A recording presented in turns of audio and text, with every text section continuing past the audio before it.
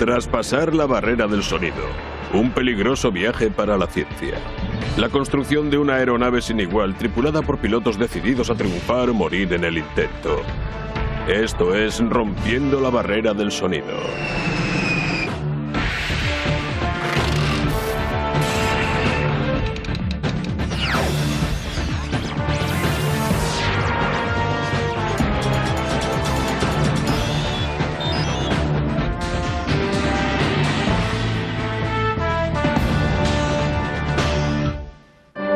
Rompiendo la barrera del sonido.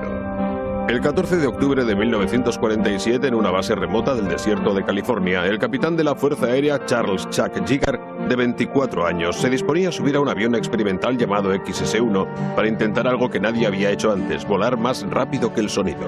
Si nos asignan a un programa de vuelos, no tenemos que pensar en los últimos resultados. Nuestro cometido es pilotar el avión e ir pasando etapas. Durante decenios la barrera del sonido se alzó frente al vuelo tripulado como un muro impenetrable que humillaba a los aviones con violentas ondas de choque cuando se acercaban a él, provocando en algunos casos, como en el del Lightning P-38, la pérdida del control en picados a alta velocidad, con resultados desastrosos. La barrera del sonido se convirtió en un mito épico. Era más que una barrera al conocimiento, tal vez una barrera física natural que no podríamos rebasar. Aquel día del año 47, Yeager sufrió un impedimento físico. Tenía 2 costillas rotas, pero mientras el sol iba asomándose en el desierto, le dijo a su piloto de apoyo, Bob Hoover, que estaba listo para enfrentarse al desafío. Le pregunté si se sentía bien como para volar. Habría sido imposible impedir que Chuck entrara en aquella cabina. Somos pilotos de pruebas y el deber es un componente esencial. No importa nada más. Tenemos una tarea que hacer y la hacemos. Yeager recibió la ayuda de un bombardero B-29 pilotado por Robert Cárdenas que llevaría al XS-1 a gran altura para soltarlo en el cielo. Entonces Yeager y su aeronave se lanzarían hacia la barrera del sonido para descubrir qué había más allá. Esto será lo bueno. Si funciona, lo habremos conseguido. Si no, bueno, lo pagaremos muy caro. La barrera del sonido. Ya solo el nombre evocaba una fuerza extraña y siniestra, aunque por definición no es más que la velocidad a la que viajan las ondas sonoras, unos 1.200 km por hora al nivel del mar y a una temperatura de 15 grados, y más despacio a mayores altitudes donde el aire es más frío. Las olas que genera la proa de un barco son parecidas a las ondas del aire que surgen de un avión en movimiento. A bajas velocidades, el aire se ve desplazado suavemente por el avance de un avión, pero al acercarse a la velocidad del sonido, en lo que se llama la zona transónica, las ondas se van comprimiendo, y esas compresiones obligan a una porción de aire a traspasar la velocidad del sonido. El resultado es una mezcla de vientos erráticos y potentes ondas de choque que golpean el avión impidiendo su elevación y control. En el agua las olas se comportan como las ondas en el aire, y estas se parecen mucho a las ondas de choque que se forman sobre una aeronave. Cuando las ondas de choque oscilan con gran rapidez, aparece un área de separación que golpea parte de la nave. Si esta parte corresponde a una superficie que debe manejar el piloto, este puede perder el control del avión. La velocidad del sonido puede calcularse más o menos por el tiempo que se tarda en oír un ruido a una distancia determinada. En 1877, el físico austríaco Ernst Mach elaboró una fórmula por la cual la velocidad de un móvil se divide por la velocidad del sonido para calcular su número Mach. Un objeto que se mueve a la velocidad del sonido ha alcanzado Mach 1. En los decenios que siguieron al primer vuelo de los hermanos Wright en 1903, los científicos especularon con que a medida que una aeronave se acercara a Mach 1, la resistencia de la presión del aire se elevaría a infinito y haría pedazos el avión. Sin embargo, en una era en que las hélices impulsaban a los aviones a velocidades muy por debajo de la barrera del sonido, estas ominosas predicciones preocupaban poco. Y durante los años 30, cuando el desarrollo de sistemas de cohetes y propulsión de chorro dejó entrever la posibilidad del vuelo supersónico, la aviación norteamericana iba muy por detrás de sus rivales europeos. Nuestro dominio técnico de la aeronáutica era deficiente. Habíamos perdido competitividad frente a las naciones europeas. La Segunda Guerra Mundial cambió el escenario. La velocidad resultaba esencial en el combate aéreo. El gobierno estadounidense, luchando por ponerse al día, inyectó dinero en la investigación y desarrollo de cazas más rápidos como el Mustang P-51. Sin embargo, en plena ejecución de picados de alta velocidad, los pilotos solían sufrir una aterradora pérdida de control. Cuando todo empieza a agitarse, sabemos que estamos en una zona en la que no deberíamos estar. Los pilotos de guerra solían decir: el ala de Joe estalló sin que nadie disparara. Al volver decían a los ingenieros que el avión se paralizaba. Los controles no respondían durante un picado. Mientras tanto, Alemania lanzaba su cohete supersónico B-2 en 1942. 2 años después, la Luftwaffe enviaba reactores al combate. Si la guerra hubiese durado más, algunos creen que la supertecnología aérea de Alemania habría hecho variar el resultado final. Al examinar los escombros de la Alemania nazi, descubrimos por qué poco habíamos vencido a la tecnología del Tercer Reich. No reparamos en la importancia del vuelo de alta velocidad. Y pronto quedó claro que la industria tecnológica tendría que enfrentarse a este problema. Los Estados Unidos, impulsados por una sensación de urgencia tras la guerra, juraron construir un avión para comprobar si la barrera del sonido podía romperse con seguridad. Sin embargo, la magnitud de tal empresa exigió la cooperación de 2 poderosos organismos que no siempre coincidían en sus planteamientos: el Comité Nacional de Asesoría Aeronáutica, precursor de la actual NASA, y las Fuerzas Aéreas estadounidenses. Aunque ambos grupos coincidían en la importancia de la misión, disentían profundamente en el modo de cumplirla. Había 2 puntos de vista distintos para acometer el proyecto supersónico. La visión tradicional del NACA era que el mejor modo de investigar era ir paso a paso. Las fuerzas aéreas respetaban este tipo de investigación, pero deseaban el menor retraso posible. En marzo de 1945, Larry Bell, propietario de Bell Aircraft, accedió a construir para el gobierno un avión seguro y controlable hasta Mach 0,8, la velocidad del extremo inferior de la zona transónica, y con reservas suficientes de combustible para superar el Mach 1. El avión iba a ser el XS-1, X de experimental, S de sónico y 1 para indicar que era el primero de su clase.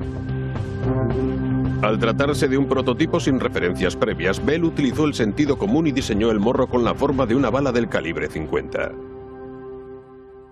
Se sabía que la bala de calibre 50 poseía características estables de deceleración al volver de la velocidad del sonido y una inercia relativamente baja. Bell decidió también utilizar un motor cohete en lugar de un reactor para el avión. A diferencia de un cohete con su propia carga de combustible, los reactores se impulsaban extrayendo aire de la atmósfera, y los que se desarrollaban entonces no eran capaces de mantener un empuje suficiente a las grandes altitudes a las que debería volar el XS-1 para aprovechar la resistencia menor del aire. Solo un cohete produciría la fuerza necesaria para permitir que este avión explorara por completo la zona transónica y tal vez pasara a la supersónica. Augurando ondas violentas de choque cerca de la barrera del sonido, Bell hizo al XS-1 capaz de resistir 18 Gs, el doble que los cazas convencionales, aunque sus alas, reforzadas por una capa de aluminio, eran inusualmente delgadas para mantener la elevación en la zona transónica. Para atajar más problemas de control a velocidades transónicas, la cola del XS-1 se colocó en un plano superior al habitual de la aleta vertical. Otra innovación, llamada estabilizador horizontal ajustable, permitía al piloto ajustar manualmente el ángulo de la cola desde el interior del avión, creando en efecto una cola móvil. Sin embargo, si bien era prioritario proteger al XS-1 de los elementos, no lo era tanto proteger a su piloto. La cabina carecía de asiento eyectable, y la salida desde una entrada lateral implicaba el riesgo de acabar decapitado por las alas, situadas paralelas a la puerta. No había un modo práctico de salir del avión. Absolutamente ninguno. Como Chuck Yeager dijo posteriormente, llevaba el paracaídas solo para sentarme sobre él, porque habría sido imposible que yo saliera de aquel avión. Para aumentar el peligro, los túneles de viento de entonces, el método normal de predecir el control de un avión a distintas velocidades, aún no eran capaces de ofrecer lecturas precisas cerca de la velocidad del sonido. Los túneles de viento eran asombrosamente malos. No sabíamos lo que ocurría ahí dentro, de modo que nuestro laboratorio real era el cielo. Ante la falta de datos científicos, los pilotos del XS-1 precisarían, además de conocimientos técnicos, una gran valentía curtida y probada por la guerra. Tales pilotos existían y estaban dispuestos a aceptar el reto. La Segunda Guerra Mundial fue un conflicto decidido por el poder del aire. Sobre Europa, los combates aéreos eran peleas a vida o muerte que llevaban al límite a pilotos y naves. Durante los combates se podía entrar en picados a alta velocidad, o lo más rápido que se podía desde unos 1000 metros de altura. Y cuando esto ocurría se formaba una onda de choque en la parte más gruesa del ala. Y tras la onda había turbulencias que estorbaban en el seguimiento de aquel al que queríamos derribar. Al acabar la guerra, Chuck Yeager y Bob Hoover fueron dos de los 125 pilotos de la Fuerza Aérea destinados a la base Wright Field de Ohio. Allí mejoraron sus capacidades pilotando aviones americanos y aeronaves alemanas capturadas que se llevaron allí para probar sus características de vuelo. Pilotábamos muchos aviones distintos cada mes. Algo incomprensible para un piloto actual de la Fuerza Aérea. Yeager y Hoover también asistieron a la escuela de pilotos de pruebas de Wright Field.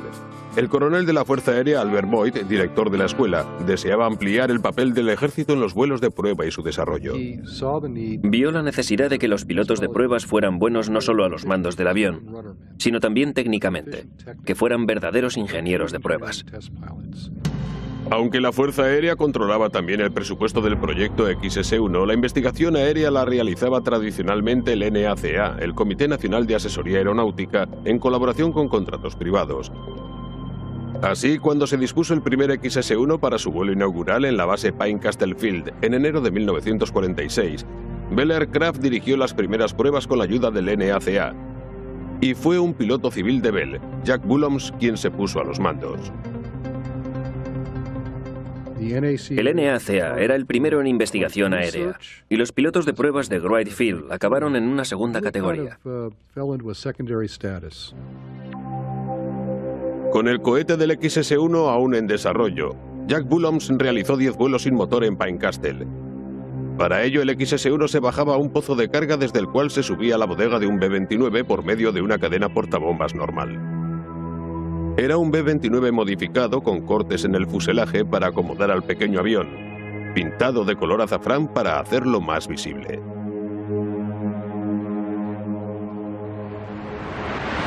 Posteriormente, el B-29 se elevaba a una altitud de 6.600 metros y soltaba al XS-1 en el cielo.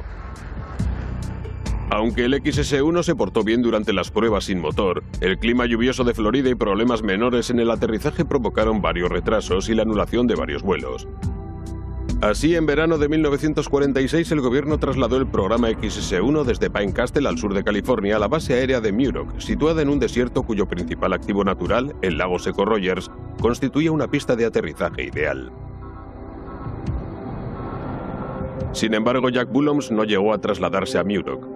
En agosto de 1946, mientras probaba su avión de carreras Cobra 1 P-39 para un espectáculo en Cleveland, murió al estrellarse el avión. Fue sustituido a los mandos del XS-1 por otro piloto de Bell llamado Chalmers Slick Goodland. Chalmers Slick Goodland era un piloto experimentado de la Segunda Guerra Mundial. Era joven, 23 años, y tenía fama de hábil a los mandos de un avión. En diciembre de 1946, el cohete del XS-1 estaba listo para el primer vuelo propulsado de Slick Goodland. El motor, que solo pesaba 94 kilos, se componía de 4 cilindros de acero, cada uno de los cuales generaba 675 kilos de empuje estático. El combustible era una mezcla de oxígeno líquido y alcohol etílico diluido en agua. Antes de cada vuelo, los mecánicos de la base bombeaban los combustibles por separado en tanques esféricos situados tras la cabina. Se utilizaba nitrógeno a presión para introducir los propulsantes en las cámaras del cohete, donde podían prenderse por separado o simultáneamente. También se utilizaba nitrógeno para presurizar la cabina y controlar los alerones y el tren de aterrizaje. El XS-1 era capaz de despegar desde tierra, lo cual permitiría al NACA realizar una gama completa de pruebas de vuelo. Sin embargo, el pesado y voluminoso sistema impulsor casi doblaba el peso del avión, por lo cual un lanzamiento desde el aire resultaba la opción más práctica para alcanzar la barrera del sonido. El tiempo de vuelo a plena potencia del XS-1 quedaba fijado en 2 minutos y medio. Con solo 2 minutos y medio no había más que hablar. Los vuelos en Muroc procedieron con precaución. El NACA cargó el avión con 225 kilos de instrumentos que le permitirían la medición de datos en 300 puntos de presión del ala, convirtiendo al XS-1 en el avión más cargado de instrumentos de su tiempo. Había instrumentos que mostraban la estabilidad y el control de la nave. Había instrumentos que nos decían lo que hacía el piloto. Había una razón para cargarlo tanto, porque predecíamos el paso siguiente a la luz de los datos anteriores. No tiene sentido volar, por decir que hemos traspasado la barrera del sonido, si no contamos con un rastro claro de pruebas que nos digan cómo se ha producido. El registro de datos por parte del NACA era meticuloso. Después de 22 vuelos en 26 meses, Slick Goodland había alcanzado con el XS-1 el Mach 0,82, la región más baja de la zona transónica. Sin embargo, cuando el NCA calculó que harían falta al menos 50 vuelos más para enfrentarse a la barrera del sonido, el ejército empezó a preocuparse por el ritmo que llevaba el programa. En su opinión, traspasar la barrera del sonido iba a tener grandes consecuencias en futuros conflictos armados, y quien la cruzara primero partiría con ventaja. Por el ejército norteamericano se extendió la fuerte sensación de que al término de la guerra en 1945 estaba a punto de estallar una nueva. Una guerra por la supremacía tecnológica en la era posterior a la Segunda Guerra Mundial. En Bell Aircraft también cundía la preocupación. La empresa cobraba en virtud de un contrato fijado de antemano y más tiempo significaba menos dinero. Por ello, en primavera de 1947 remitieron su propia propuesta para hacerse cargo de la nueva fase de pruebas, aunque el gobierno debía garantizar la aceptación de los costes del programa independientemente de la duración del mismo. Bell debía resolver estas cuestiones muy rápidamente, porque si no, pondría en peligro su supervivencia económica. Sin embargo, los presupuestos militares habían sufrido un recorte tras la guerra y la propuesta de Bell, que incluía una bonificación considerable para su piloto Slick Goodland, fue rechazada por las fuerzas aéreas por su excesivo coste. Había sido práctica común desde los años 30 que los pilotos civiles recibieran bonificaciones por el vuelo inaugural de un avión, o por un vuelo o serie de vuelos de alto riesgo. El asunto resultó tener su importancia porque las fuerzas aéreas no tenían dinero. Cuando Bell rechazó la contraoferta del gobierno, las fuerzas aéreas tuvieron la ocasión de apoderarse del programa XS-1 para que avanzara a un ritmo más rápido. Sin embargo, había mucho en juego. El éxito o el fracaso del XS-1 podía determinar el alcance de la presencia militar en la investigación aérea futura. Tantas cosas dependían del resultado del programa que la elección de un piloto militar para el XS-1 resultaba esencial. La toma de tal decisión se encomendó al coronel Boyd, de Wright Field. Boyd se enfrentó a la que llamó posteriormente una de sus decisiones más importantes y difíciles. Tenía que elegir para este avión a un piloto que, siendo juicioso, no fuera del todo cauto, y su elección fue Chuck Yeager. Y lo que le impresionaba de Chuck Yeager era que hacía gala de esa habilidad notable que Hemingway llamó gracia bajo presión. Las prioridades fueron, en palabras del coronel Boyd, haz que el avión supere el Mach 1 cuanto antes, no te mates y no avergüences a la Fuerza Aérea. Boyd eligió al mejor amigo de Yeager, Bob Hoover, de 25 años, como piloto de apoyo. Dijo, ¿conocéis a Chuck Yeager? Y yo dije, sí señor, claro que sí. Y me dijo, ¿y bien? ¿Qué te parece? Y yo dije, es el mejor aviador que he visto en mi vida. Para ingeniero de vuelo del XS-1, Boyd eligió a un piloto y licenciado de Caltech llamado Jack Ridley, de 32 años. Yeager y Ridley desarrollaron pronto un fuerte vínculo. Ridley era un técnico. Estaba muy bien preparado y sabía de tecnología muchísimo más que yo. El coronel Boyd supo ver que Ridley podía pensar por mí cuando yo no entendiera algo, y así me mantuviera orientado. En el verano de 1947, Yeager, Ridley y Hooper viajaron a la planta de Bell en las cataratas del Niágara para ver de cerca y por primera vez el XS-1. Era un avión pequeño de unos 9 metros de longitud y 3 de altura, pero potente. Le dieron al botón, encendieron un cohete y aquello hizo un ruido de 1000 demonios. Hasta el tejado se movía, fue impresionante. El coronel Boyd envió al piloto de B-29 Robert Cárdenas, de 27 años, y a su ingeniero de vuelo, Edward Swindle, de 31, para unirse al equipo de Yeager en Muroc. Junto con el ingeniero de proyecto de Bell, Dick Frost, de 29 años, estos jóvenes, todos ellos menores de 40 años, iban a determinar el destino del XS-1. Se dio con un grupo de personas muy unido que trabajaba extraordinariamente bien.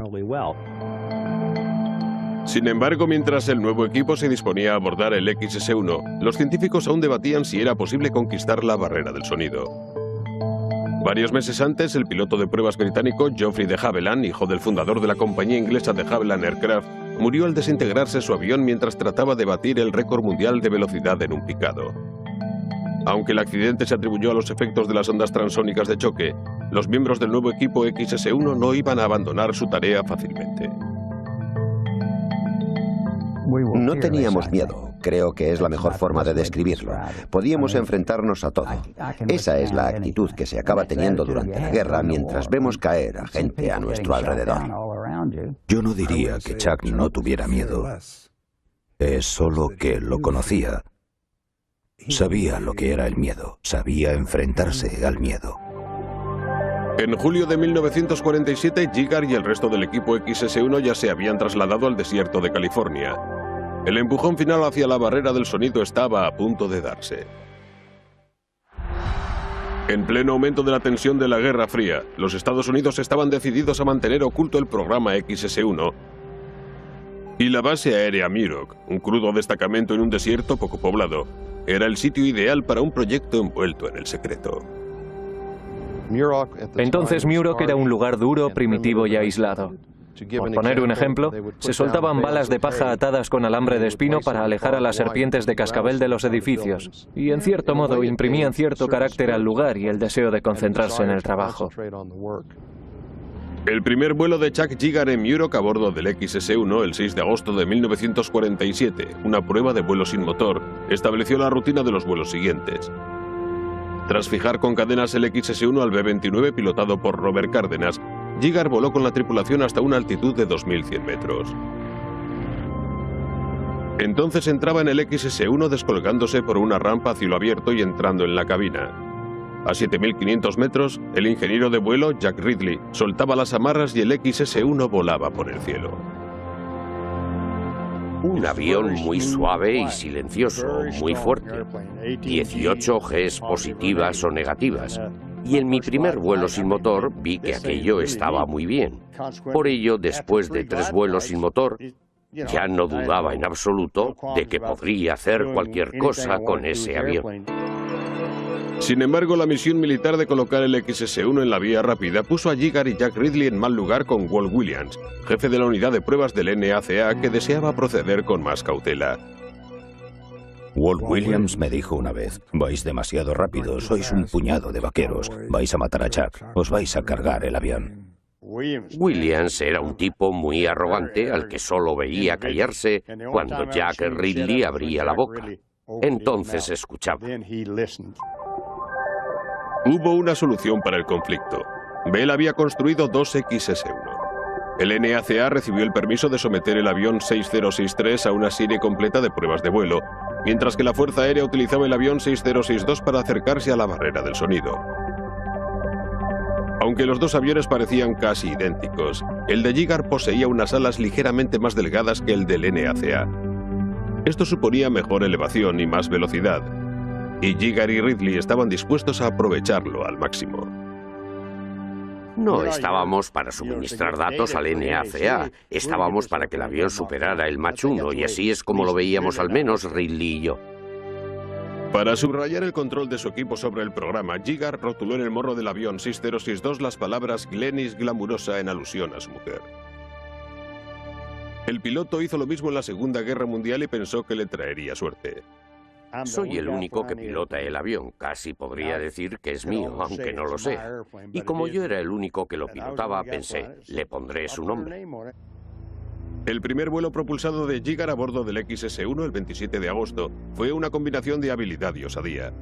Tras llevar al avión a Mach 0,82 con solo una cámara cohete y nivelando el morro a unos 12.000 metros, según dictaba el plan de vuelo, el piloto fue más allá lanzándose en un picado sobre la base hasta los 810 metros, tras lo cual inició una ascensión y disparó las 4 cámaras. Subió como una flecha y me puse a 0,85. El avión se portó bien y no tuve ningún problema con él. Al alcanzar el Mach 0,85 en su primer vuelo propulsado, Giger había volado más rápido que nunca con el XS-1, lanzando el mensaje de que tenía a tiro la barrera del sonido. Chuck actuaba con mucha meticulosidad. Parecía que se arriesgaba, pero no era así. Lo tenía todo muy bien planeado. Sin embargo, el XS-1 seguía siendo peligroso a cualquier velocidad. Si el avión rozara contra el suelo en el despegue, una chispa podría provocar una explosión. Ya en el aire, Giger no podía perder de vista los reguladores que controlaban los niveles de presión de las cámaras cohete. El margen entre la potencia necesaria para el máximo empuje y para destruir las cámaras era muy estrecho, de apenas 300 gramos por centímetro cuadrado. Si nos pasamos de presión, reventamos. Había que prestar mucha atención. Siempre estábamos cerca de la línea roja. Había que estar cerca de la línea roja para conseguir el rendimiento necesario del motor. Con todo, Giger empujaba con fuerza al XS-1 hacia el Mach 1. Cuando en su segundo vuelo propulsado hizo Mach 0,88, velocidad muy superior a la de los túneles de viento, el avión empezó a recibir bofetadas de las ondas de choque. Sin embargo, como aún era controlable, Giger no cedió. En su sexto vuelo ya volaba a Mach 0,92, dejando atrás al avión perseguidor FP-80 de Bob Hoover como si estuviera quieto. Pasaba junto a mí, que me quedaba a Mach 8-10, y él cada vez iba más rápido. Sin embargo, el 10 de octubre, en el octavo vuelo de Giger, al alcanzar el XS-1 la velocidad prevista de Mach 0,94, de pronto perdió el control del avión. Yo empujaba los controles y no ocurría nada. El avión seguía el mismo rumbo con los controles yendo de un lado a otro. Giger acabó recuperando el control del avión al reducirse la velocidad y consiguió aterrizar. Al bajar le dije a Ridley, tío, tenemos un problema. En tierra cundió el desánimo. Los datos del NACA mostraron que cuando el XS-1 alcanzó Mach 0,94, una onda de choque empezó a golpear directamente la articulación del elevador de cola, impidiendo su movimiento y privando a Giger de controlar la horizontalidad del avión.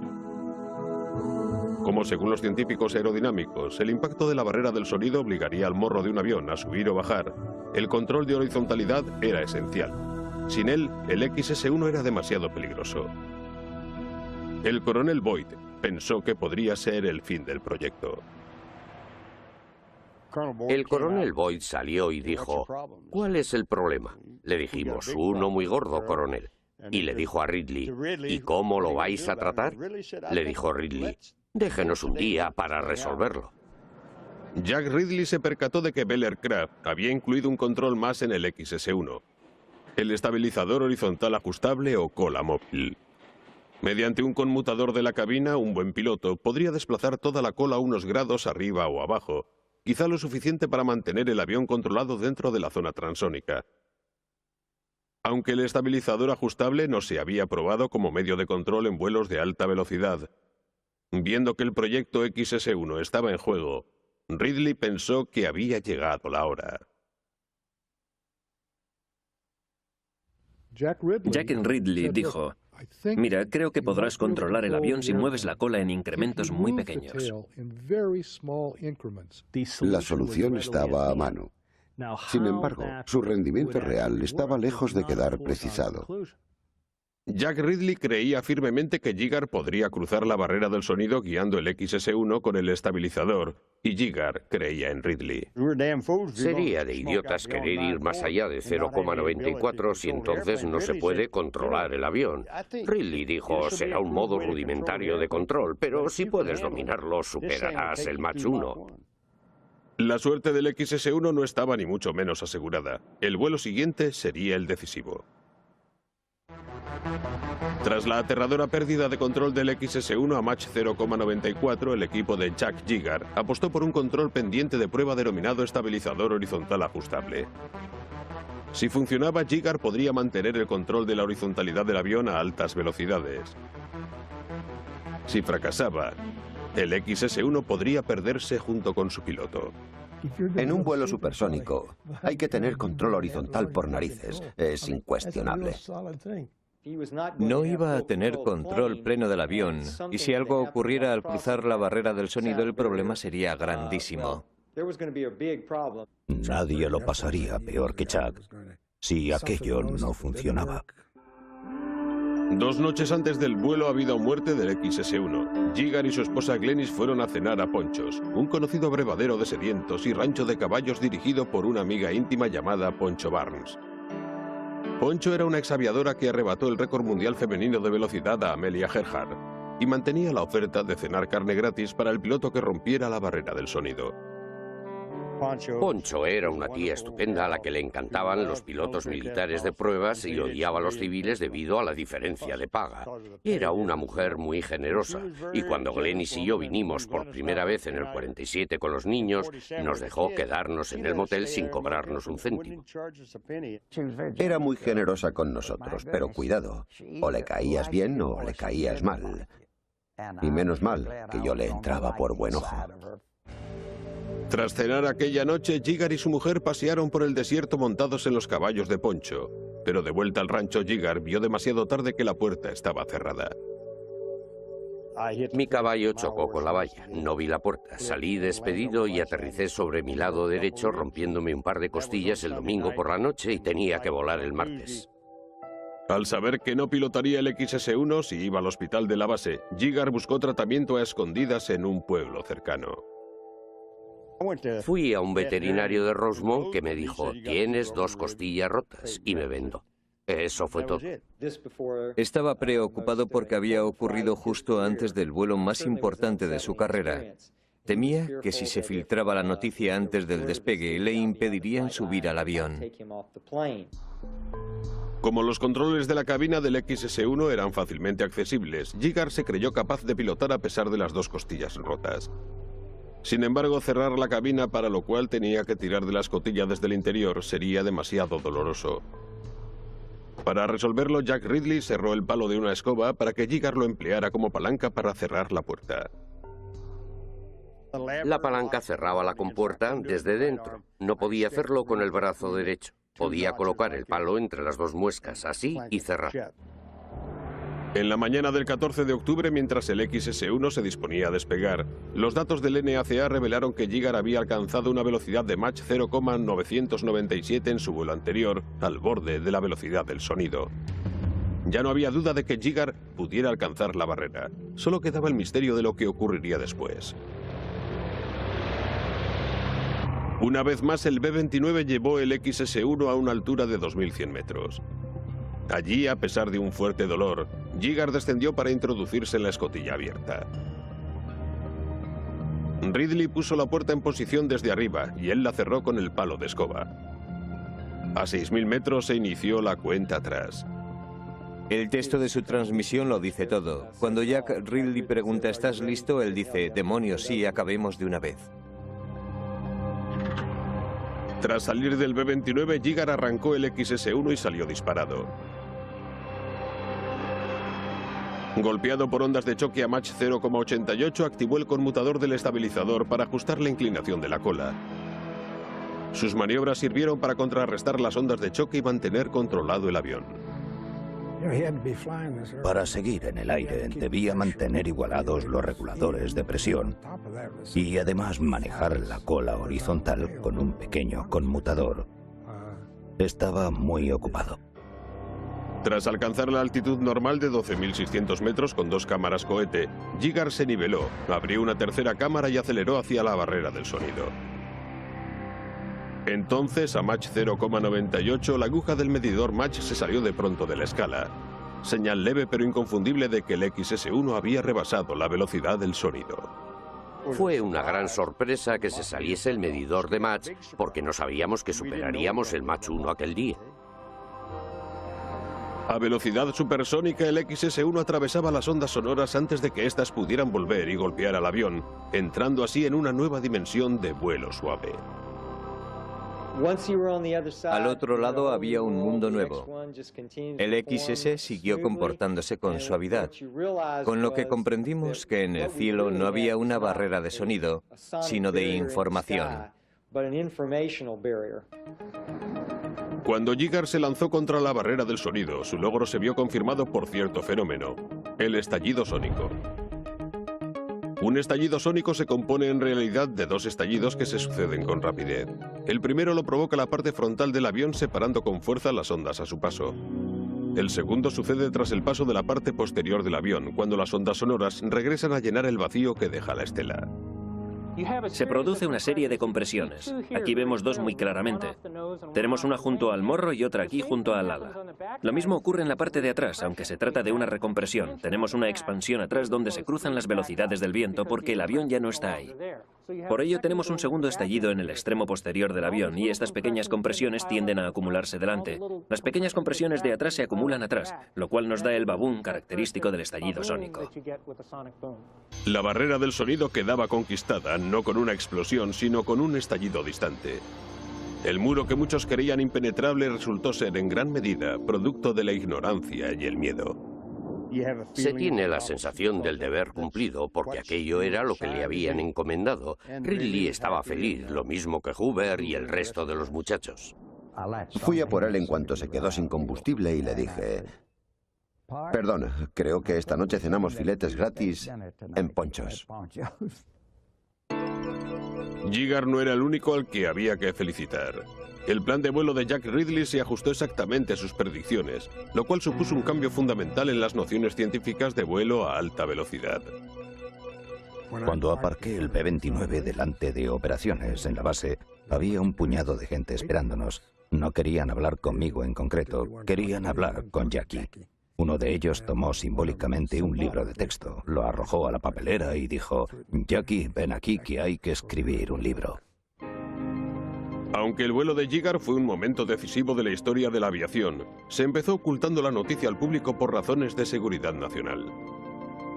Sin embargo, 2 meses después la historia se filtró. 6 meses después, en junio de 1948, el triunfo del XS-1 se confirmó oficialmente en una ceremonia en la Casa Blanca. El presidente Truman concedió el prestigioso trofeo Collier a John Stack del NACA, a Chuck Giger y a Larry Bell, reconociendo así la colaboración de los 3 organismos que habían hecho avanzar el proyecto.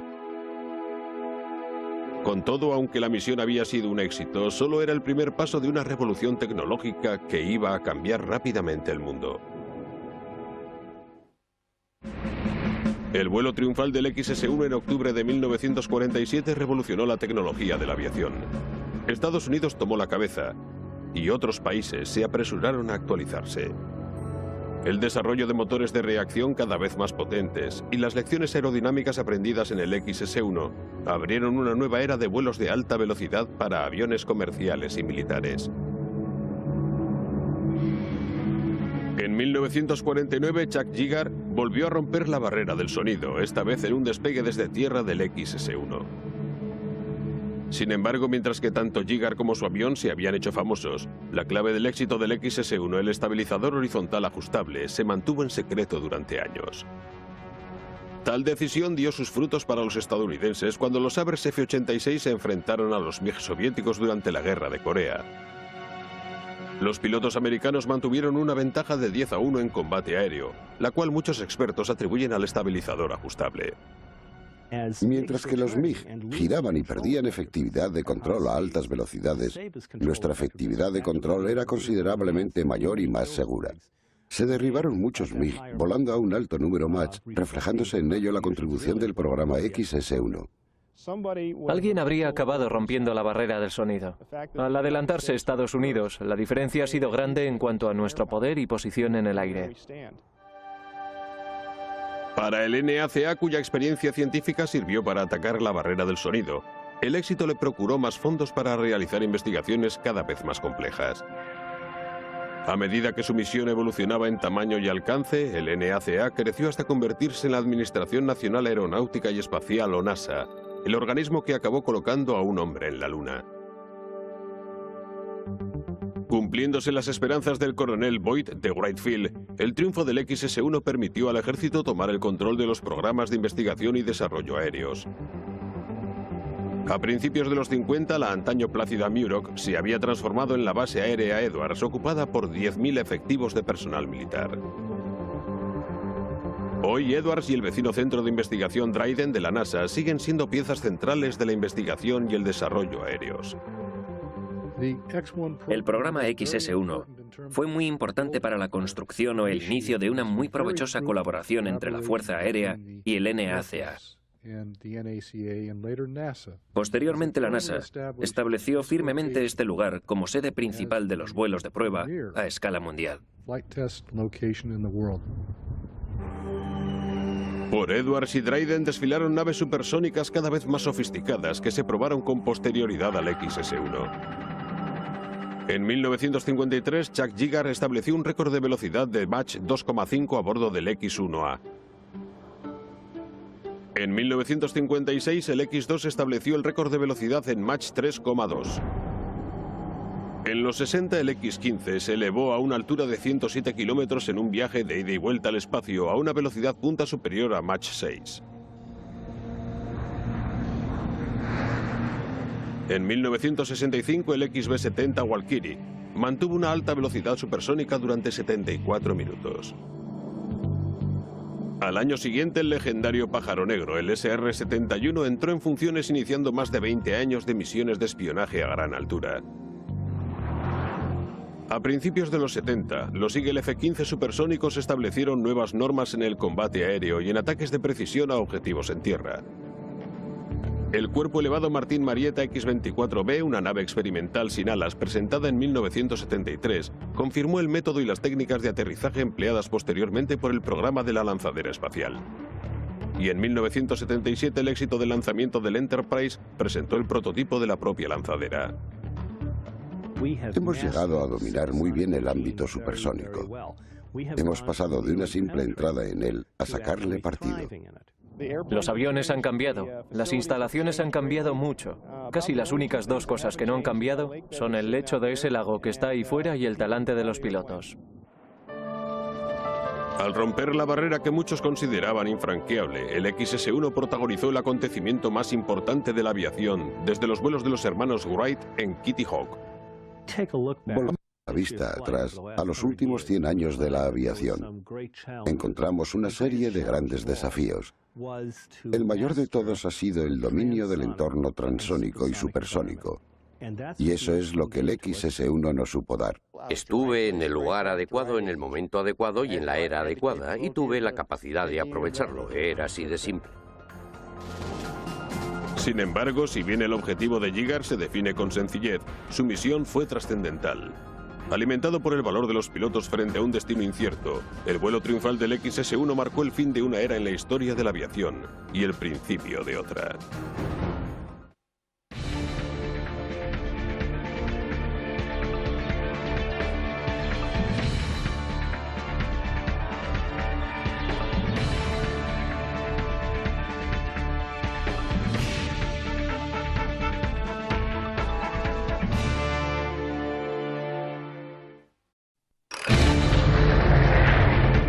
Traspasar la barrera del sonido. Un peligroso viaje para la ciencia. La construcción de una aeronave sin igual, tripulada por pilotos decididos a triunfar o morir en el intento. Esto es Rompiendo la barrera del sonido.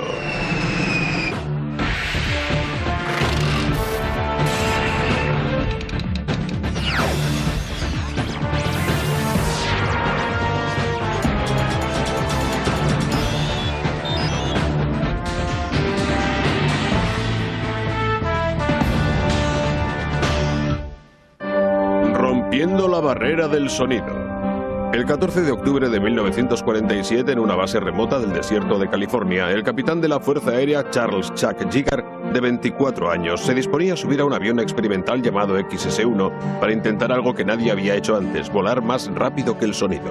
Si nos asignan a un programa de vuelos, no tenemos que pensar en los últimos resultados. Nuestro cometido es pilotar el avión e ir pasando etapas. Durante decenios la barrera del sonido se alzó frente al vuelo tripulado como un muro impenetrable que humillaba a los aviones con violentas ondas de choque cuando se acercaban a él, provocando en algunos casos, como en el del Lightning P-38, la pérdida del control en picados a alta velocidad, con resultados desastrosos. La barrera del sonido. Sin embargo, en una era en que las hélices impulsaban a los aviones a velocidades muy por debajo de la barrera del sonido, estas ominosas predicciones preocupaban poco. Y durante los años 30, cuando el desarrollo de sistemas de cohetes y propulsión de chorro dejó entrever la posibilidad del vuelo supersónico, la aviación norteamericana iba muy por detrás de sus rivales europeos. Nuestro dominio técnico de la aeronáutica era deficiente. Habíamos perdido competitividad frente a las naciones europeas. La Segunda Guerra Mundial cambió el escenario. La velocidad resultaba esencial en el combate aéreo. El gobierno estadounidense, luchando por ponerse al día, inyectó dinero en la investigación y desarrollo de cazas más rápidos como el Mustang P-51. Sin embargo, en plena ejecución de picados de alta velocidad, los pilotos solían sufrir una aterradora pérdida de control. Cuando todo empieza a agitarse, sabemos que estamos en una zona en la que no deberíamos estar. Los pilotos de guerra solían decir: el ala de Joe estalló sin que nadie disparara. Al volver decían a los ingenieros que el avión se paralizaba. Los controles no respondían durante un picado. Mientras tanto, Alemania lanzaba su cohete supersónico B-2 en 1942. 2 años después, la Luftwaffe enviaba reactores al combate. Si la guerra hubiese durado más, algunos creen que la supertecnología aérea de Alemania habría hecho variar el resultado final. Al examinar los escombros de la Alemania nazi, descubrimos por qué poco habíamos vencido a la tecnología del Tercer Reich. No reparamos en la importancia del vuelo de alta velocidad. Y pronto quedó claro que la industria tecnológica tendría que enfrentarse a este problema. Los Estados Unidos, impulsados por una sensación de urgencia tras la guerra, juraron construir un avión para comprobar si la barrera del sonido podía romperse con seguridad. Sin embargo, la magnitud de tal empresa exigió la cooperación de 2 poderosos organismos que no siempre coincidían en sus planteamientos: el Comité Nacional de Asesoría Aeronáutica, precursor de la actual NASA, y las Fuerzas Aéreas estadounidenses. Aunque ambos grupos coincidían en la importancia de la misión, disentían profundamente en el modo de cumplirla. Había 2 puntos de vista distintos para acometer el proyecto supersónico. La visión tradicional del NACA era que el mejor modo de investigar era ir paso a paso. Las fuerzas aéreas respetaban este tipo de investigación, pero deseaban el menor retraso posible. En marzo de 1945, Larry Bell, propietario de Bell Aircraft, accedió a construir para el gobierno un avión seguro y controlable hasta Mach 0,8, la velocidad del extremo inferior de la zona transónica, parecidas a las ondas del aire que surgen de un avión en movimiento.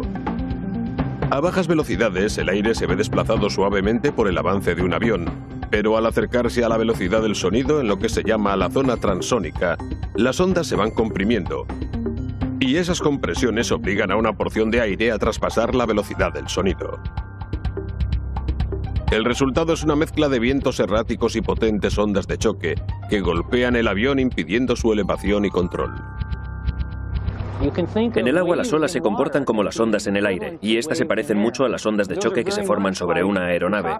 Cuando las ondas de choque oscilan con gran rapidez, aparece un área de separación que golpea parte de la nave. Si esta parte corresponde a una superficie que debe manejar el piloto, este puede perder el control del avión. La velocidad del sonido puede calcularse más o menos por el tiempo que se tarda en oír un ruido a una distancia determinada. En 1877, el físico austríaco Ernst Mach elaboró una fórmula por la cual la velocidad de un móvil se divide por la velocidad del sonido para calcular su número Mach. Un objeto que se mueve a la velocidad del sonido ha alcanzado Mach 1. En los decenios que siguieron al primer vuelo de los hermanos Wright en 1903, los científicos especularon con que a medida que una aeronave se acercara a Mach 1, la resistencia de la presión del aire se elevaría a infinito y haría pedazos el avión. Se convirtió en un mito épico. Era más que una barrera al conocimiento, tal vez una barrera física natural que no podríamos rebasar. Aquel día del año 47, Giggard sufrió un impedimento físico. tenía 2 costillas rotas, pero mientras el sol iba asomándose en el desierto, le dijo a su piloto de apoyo, Bob Hoover, que estaba listo para enfrentarse al desafío. Le pregunté si se sentía bien como para volar. Habría sido imposible impedir que Chuck entrara en aquella cabina. Somos pilotos de pruebas y el deber es un componente esencial. No importa nada más. Tenemos una tarea que hacer y la hacemos. Gigar recibió la ayuda de un bombardero B-29 pilotado por Robert Cárdenas que llevaría al XS-1 a gran altura para soltarlo en el cielo. Entonces Gigar y su aeronave se lanzarían hacia la barrera del sonido para descubrir qué había más allá. Esto será lo bueno. Si funciona, lo habremos conseguido. Si no, bueno, lo pagaremos muy caro. La barrera del sonido. Ya solo el nombre evocaba una fuerza extraña y siniestra, aunque por definición no es más que la velocidad a la que viajan las ondas sonoras, unos 1.200 km/h al nivel del mar y a una temperatura de 15 grados, y más despacio a mayores altitudes donde el aire es más frío. Las olas que genera la proa de un barco son